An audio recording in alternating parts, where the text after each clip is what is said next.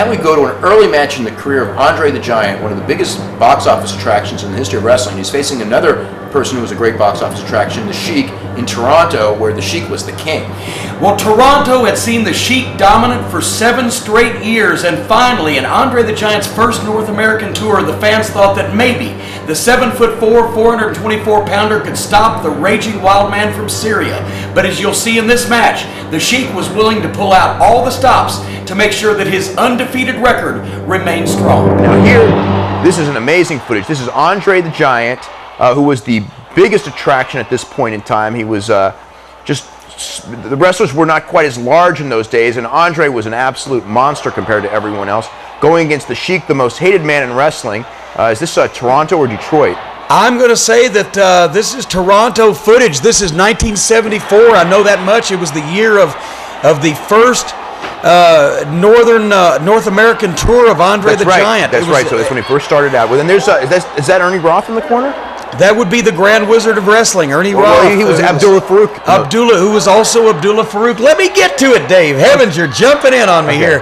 The only manager, besides myself, I have a dual identity, but we do that in other places in the Pen Pal section of certain classified ads and magazines. But he was the only manager to actually have a public dual identity. The Abdullah Farouk, and he was also J. Wellington Radcliffe, right? But that was much earlier in his career. But he was Abdullah Farouk and the Grand Wizard at the same time in different places. That's right. In fact, he was so well respected as a manager that he worked different territories. Usually a manager would work one territory. He would be with the Sheik at the big shows. He would be flown into New York where he would work the television tapings and the Madison Square Garden shows.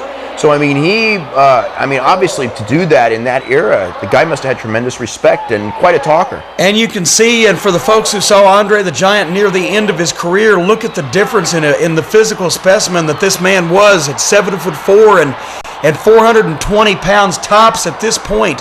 He could drop kick. He could come off the top rope. He could move. He was so much quicker than he was at the later stages of his game during his first full North American tour, which was, as we said, was 1974. Now that's Tiger Tasker, right? That is referee Tiger Tasker in Toronto. And he needs a bra. And he's seen better days.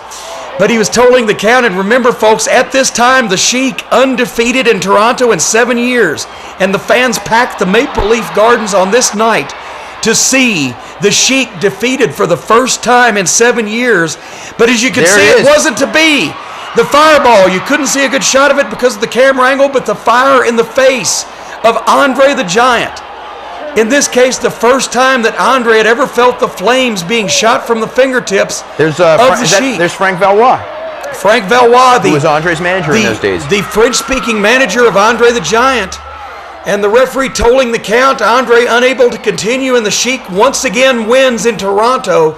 That uninterrupted win streak still in effect. That's right. A lot of people didn't realize that Andre the Giant, in fact, had lost matches before, because he was always billed as undefeated, but there were a couple of matches here and there with people like the Sheik or Antonio Inoki where he did lose in the 70s.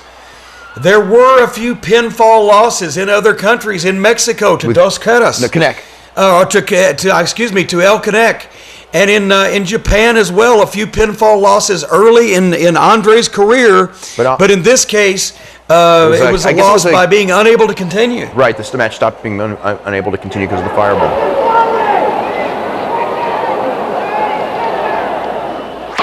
Wow. Tremendous ovation for Andre the Giant as he moves down the ramp in the Toronto Maple Leaf Gardens, which was sold out for this match in 1974. This historic footage that you will not see anywhere else. One of the most unique wrestling